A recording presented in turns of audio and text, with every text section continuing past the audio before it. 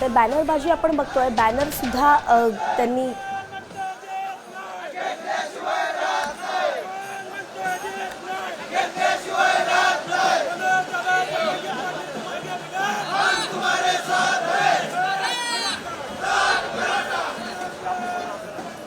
आपले प्रतिनिधी रुपाली बडवे आपल्यासोबत जोडल्या गेल्या त्याच थेट CSMT स्टेशनवरती त्या सुद्धा उपस्थित आहेत। रुपाली, या ठिकाणी सुद्धा मोठी वाहतूक कोंडी झालेली आहे, भगवा वादळ दिसतंय, नेमकं कशा पद्धतीने पोलीस समजूत काढण्याचा प्रयत्न करतायत?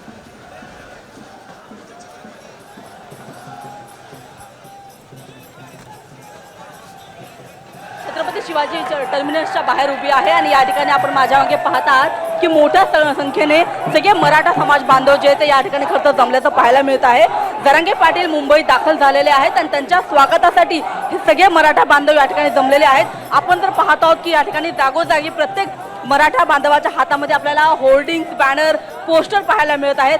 संघर्ष योद्धा, मराठा योद्धा अशा नावाने खरं तर जरांगे पाटील यांना खरं तर संबोधलं जातं आणि आपण पाहत आहोत की जरांगे पाटील हे मुंबईत दाखल झाले असून ते कोणत्याही क्षणी पुढच्या खरं तर या ठिकाणी आझाद मैदानामध्ये येणार आहेत आणि त्याच्या पूर्वी मोठ्या संख्येने हे सगळे मराठा बांधव जे ते खरं तर या ठिकाणी आलेले आहेत। जरांगे पाटील येतील तेव्हा त्यांचं जल्लोषात स्वागत करण्याची खरं तर ही सगळी तयारी आहे। आपण जर पाहिलं तर अनेक ठिकाणी आपण पाहत आहोत की या ठिकाणी हलगी घेऊन, ढोल ताशे घेऊन जरांगे पाटील यांच्या स्वागताची या ठिकाणी तयारी चालू आहे। मोठ्या संख्येने या ठिकाणी मराठा बांधव जमलेले आहेत आणि आम्ही आमचं मराठा आरक्षण जे ते आम्ही घेऊ अशा पद्धतीचा एक निर्धार यांच्या या बोलण्यातून आपल्याला पाहायला मिळत आहे। आपण एवढी गर्दी बाहेर पाहत आहोत, तेवढीच गर्दी आझाद मैदानाच्या आतमध्ये सुद्धा आपल्याला खरं तर पाहायला मिळत आहे। हा छत्रपती शिवाजी महाराज टर्मिनसचा मुख्य रस्ता आहे आणि हा संपूर्ण रस्ता सध्या मराठा बांधवांनी भरलेला आहे। या ठिकाणची संपूर्ण वाहतूक कोंडी जी आहे ती आपल्याला या ठिकाणी झालेली पाहायला मिळत आहे आणि या ठिकाणी आपण बघतो तर अनेक ज्या बसेस आहेत त्या रस्त्यामध्ये थांबलेल्या आहेत। मुंबईच्या अनेक डबल डेकर बस असतील त्या देखील थांबून आहेत। या ठिकाणी काही पोलीस या ठिकाणी आहेत जे रस्ता करून देण्याचा प्रयत्न करत आहेत, मात्र मराठा बांधवांची संख्या बघता या ठिकाणाहून एकही गाडी पार होईल अशी शक्यता आता कमी झालेली आहे।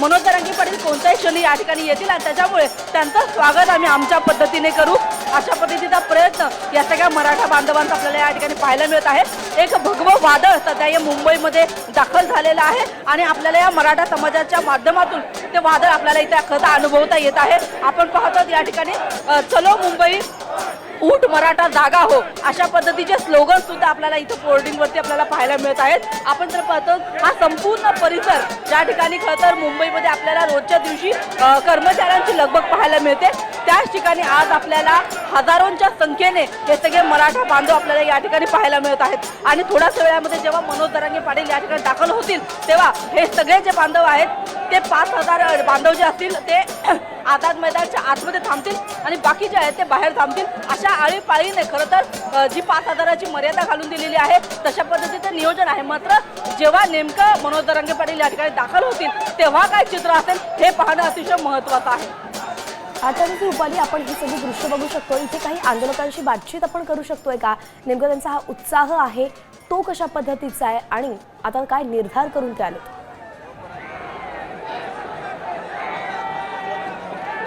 आपण तर पाहत आहोत या ठिकाणी मोठ्या संख्येने हे सगळे बांधव या ठिकाणी जमलेले आहेत।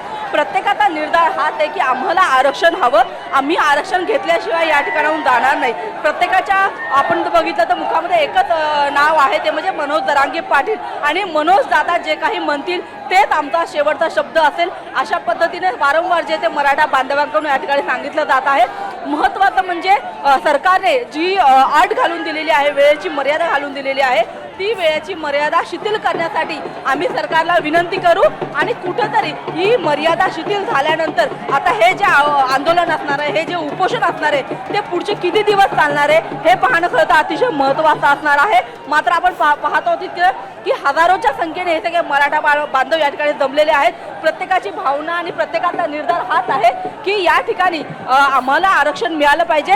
सगळे जे लोकप्रतिनिधी आहेत त्या सगळ्या लोकप्रतिनिधींनी इथे येऊन रस्त्यावरती उतरून मराठा समाजाच्या या आंदोलनाला समर्थन द्यावं अशा पद्धतीचा एक जो नारा आहे तो देखील आपल्याला या सगळ्या आंदोलकांमधून या सगळ्या मराठा बांधवांमधून खरं तर ऐकायला मिळतो आहे. आणि त्याच्यामुळे आजच्या जरांगे पाटील यांच्या या उपोषणाच्या वेळी कोण कोण लोकप्रतिनिधी या ठिकाणी हजर राहतात हे सुद्धा पाहणं तेवढंच महत्त्वाचं आहे.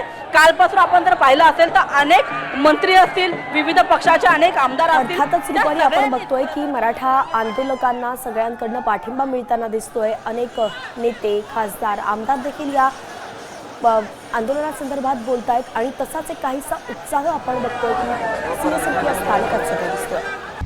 आता isakal.com आहे देशातील नंबर 1 ची मराठी न्यूज वेबसाईट.